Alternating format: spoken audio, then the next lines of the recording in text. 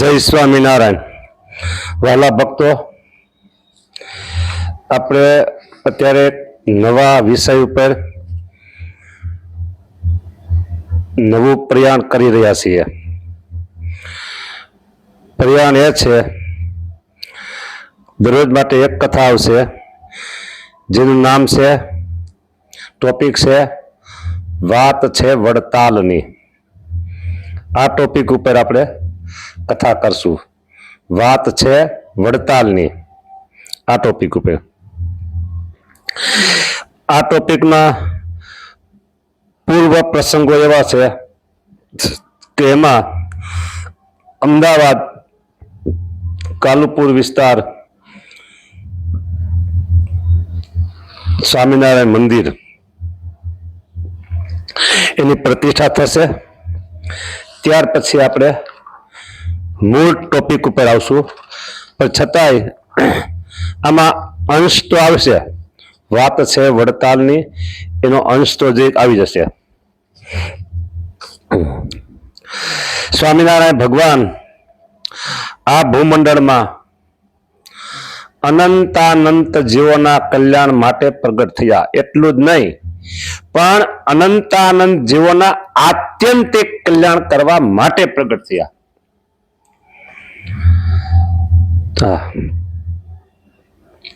સહજાનંદ હરિ પ્રગટ થયા. સહજાનંદ હરિ અનંત જીવોના કલ્યાણ કરવા માટે પ્રભુ પ્રગટ થયા છે. અને કલ્યાણનું દ્વાર, કલ્યાણના દ્વાર ઘણા હોઈ શકે. તેમાંનું એક દ્વાર છે મંદિર. એટલે આપણે અત્યારે મંદિરના ટોપિક ઉપર આગળ વધશું. તેમાં સૌ પહેલા આવે છે પહેલું મંદિર. ભગવાને જો મૂર્તિ પ્રતિષ્ઠા કરી હોય તો ગઢપુર વાસુદેવ નારાયણ પહેલું મંદિર કહો કે મૂર્તિ પ્રતિષ્ઠા જે કહો તે વાસુદેવ નારાયણ. બીજું મંદિર કહો કે મૂર્તિ પ્રતિષ્ઠા કહો તો તે છે વડતાલ. બીજું વડતાલ. વડતાલમાં નરનારાયણ દેવ પધરાવ્યા છે. થોડીક વાત તમને વિચિત્ર લાગશે. હા, ગઢપુરમાં ક્યાં દેવ સ્થાપ્યા? પહેલા વહેલા વાસુદેવ નારાયણ. વડતાલમાં પહેલા ક્યાં દેવ સ્થાપ્યા? નરનારાયણ દેવ. અને ત્રીજું મંદિર અમદાવાદ. અમદાવાદનો નંબર આવ્યો ત્રીજો. કયું મંદિર? નરનારાયણ દેવ. હવે જો આમ ગયું તો 3 મંદિર થયા. કારણ કે આમાં કોઈને થોડુંક મન દુઃખ પણ થઈ શકે કે અમારો ત્રીજો નંબર કેમ છે, પેલો નંબર છે. તો હું એની થોડીક સ્પષ્ટતા કરી દઉં, તમારો સંશય દૂર થઈ જશે. પહેલી મૂર્તિ પધરાવી છે ગઢપુરમાં વાસુદેવ નારાયણ. બીજી નરનારાયણની મૂર્તિ પધરાવી છે વડતાલમાં. હાલમાં જે મંદિર છે એ જગ્યાએ એક નાનો ઓરડો કરી અને એમાં નરનારાયણ દેવની મૂર્તિ પધરાવેલી છે. પછી જયારે આ લક્ષ્મીનારાયણ દેવ બિરાજમાન થયા, એ મંદિરનું ખાતમુહૂર્ત થયું, મંદિરનો પ્રારંભ થયો, ત્યારે એ મૂર્તિ ત્યાંથી ખસેડી અને બાજુના ઓરડામાં પધરાવી. અને પછી પાછળથી એ બંને મૂર્તિઓ, નારાયણની મૂર્તિ આપી બુરાનપુરમાં અને નરની મૂર્તિ આપી ધરગામમાં. અને મહારાજે આજ્ઞા કરી કે બંનેની બાજુમાં લક્ષ્મીજી પધરાવજો, એટલે લક્ષ્મીનારાયણ દેવ થઈ જાય. આવી રીતે બંને ગામના ભક્તોને મૂર્તિઓ આપી અને ત્યાં આવી રીતે એ મંદિરોની પ્રતિષ્ઠા સંતો દ્વારા થઈ. બરાબર. હવે આપણે જોઈએ તો શિખરબંધ મંદિર, તો એ અમદાવાદ. એટલે આપણે ક્યાંય કોઈ એક તરફી ખેંચાણ કરવું નથી, એકને ન્યાય એકને અન્યાય નથી કરવું. વાસ્તવિક જે વાત હતી એ તમારી આગળ રજૂ કરી. એટલે હવે આમ જોઈએ તો પહેલું મંદિર અમદાવાદ.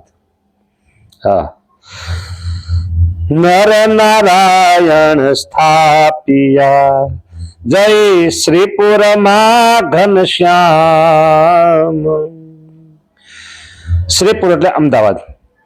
એહ કથા અભ્યસિંહજી સુણો સ્નેહ સહિત આઠામ. કેવી રીતે થાય પા અમદાવાદનો નરનારાયણ દેવ.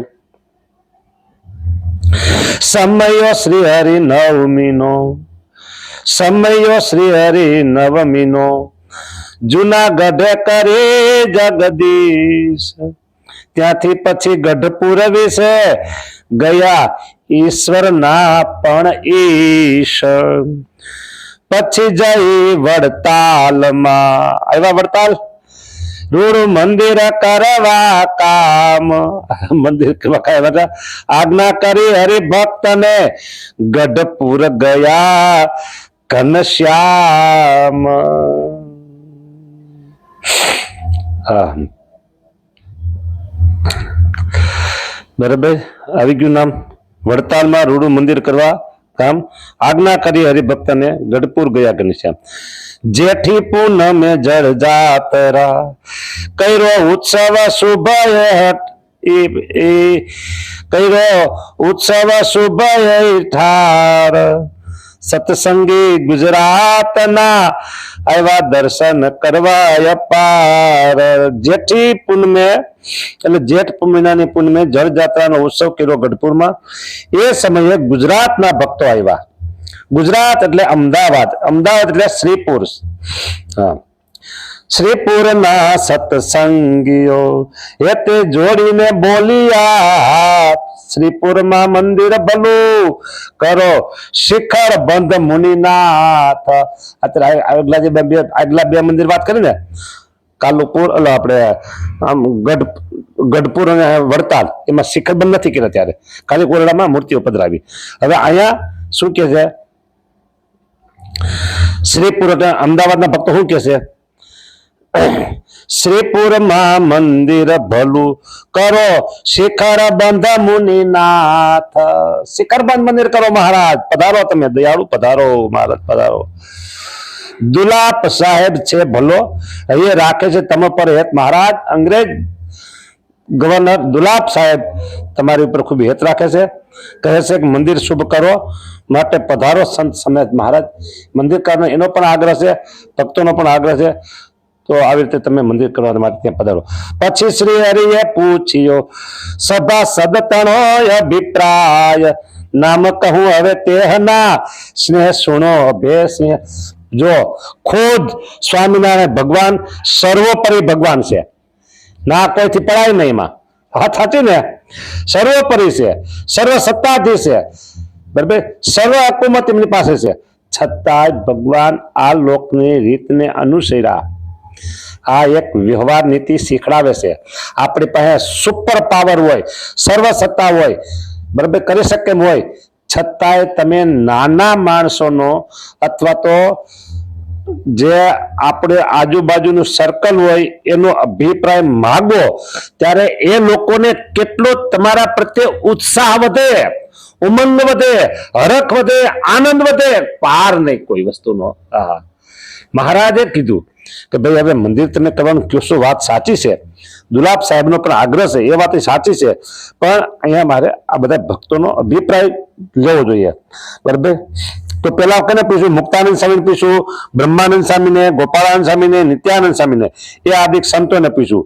પછી વર્ણિમાં વર્ણિ એટલે મુકુંદાનંદ વર્ણિ એ વગેરેને પૂછ્યું. પછી દાદા ખાચરને પૂછ્યું, જીવા ખાચરને પૂછ્યું, સોમલા ખાચરને પૂછ્યું, સુરા ખાચરને પૂછ્યું, વસ્તા ખાચરને, અલ્લિયા ખાચરને, આ બધીને પૂછ્યું. પછી લાધા ઠક્કરને, પુંજાભાઈને, હરજી ઠક્કરને, એ આદિક હરિભક્તોને બધાને પૂછ્યું. ઠરી બેઠા હતા તે ઠામ, વળી પુંજો ને હરજી નામ, એ આદિક હરિજન ઘણા ઠરી બેઠા હતા તે બાઈઓમાં લલિતા જયા બાઈ અમર ને ખીમબાઈ ઇત્યાદિ કે બહુ બાઈઓ બેઠી હતી મળી ડાઈ ડાઈ લ્યો જો મહારાજે બાઈઓનો પણ અભિપ્રાય લીધો. વિચાર કરો, આ સર્વોપરી ભગવાન છે, એમનું કામ પણ સર્વોપરી હોય, બાકી નહીં કાંઈ, કોઈ ખોટ ન કાઢી શકે. ખબર છે, એવી વાત છે. લલિતાબા, બરાબર, જયાબા, પછી અમરબાઈ, ખીમબાઈ ઇત્યાદિ બાઈઓનો.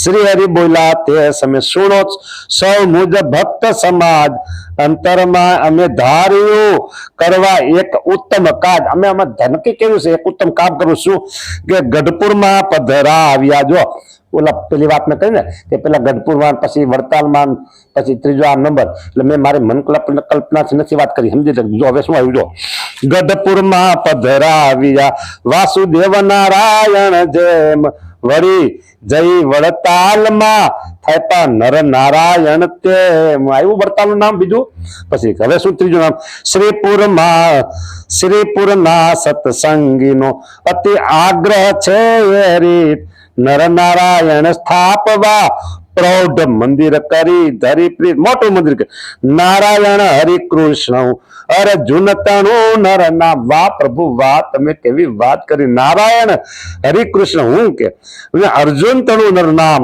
નર નારાયણ રૂપ તે જય થાપી સહુ તે ઠામ. પ્રભુ તમારી લીલાનો કોઈ પાર ન આવ્યો.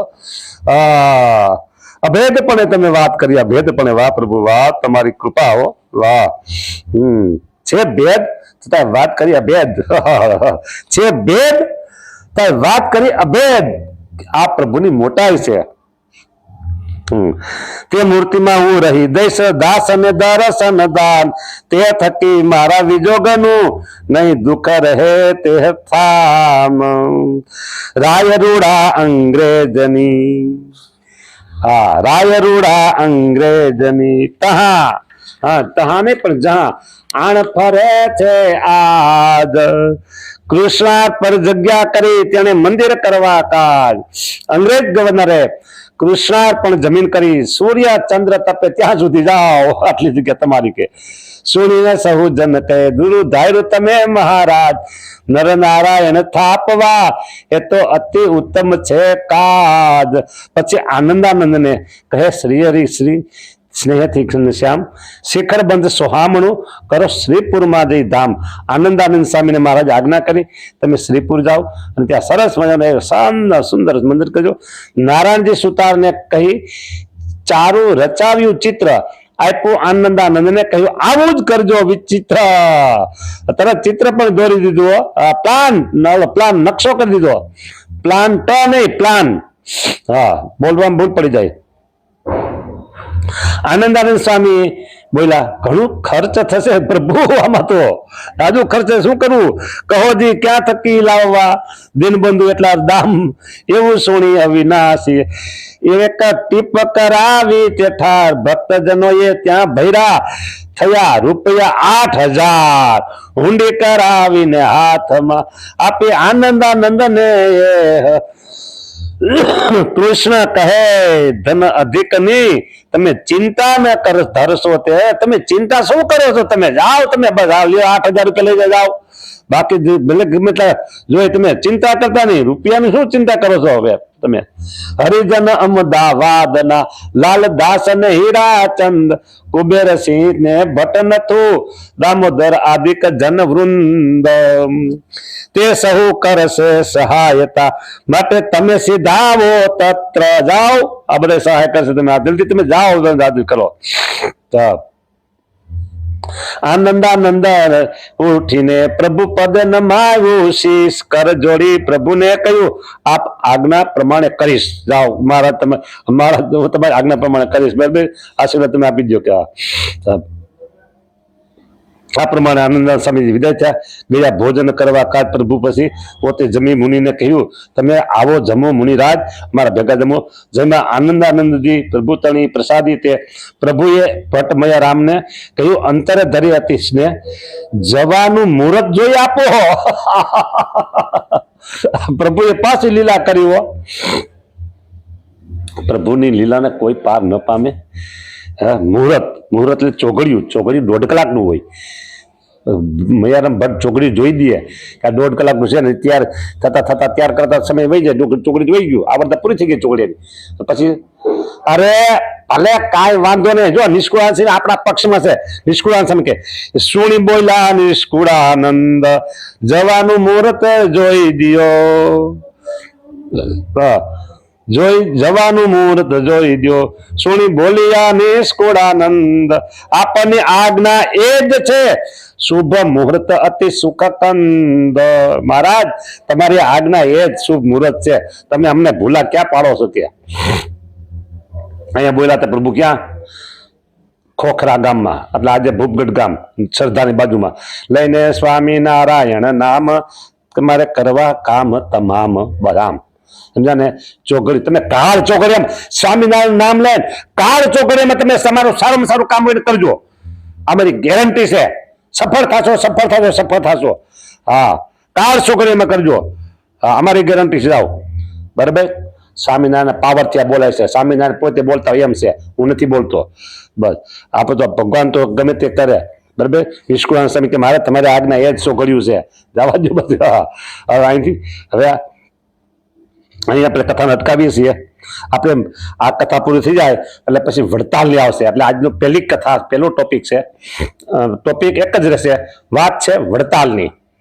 શું વાત છે? વડતાલની. આ ટોપિક ઉપર આપણે આગળ ચાલશું આજની કથામાં. અને કાલની કથામાં 2 દિવસની કથા આવશે અમદાવાદની, અને પછી આપણી કથા શરૂ થશે વડતાલ. લાંબો સમય કથા ચાલશે નહીં. જય સ્વામિનારાયણ.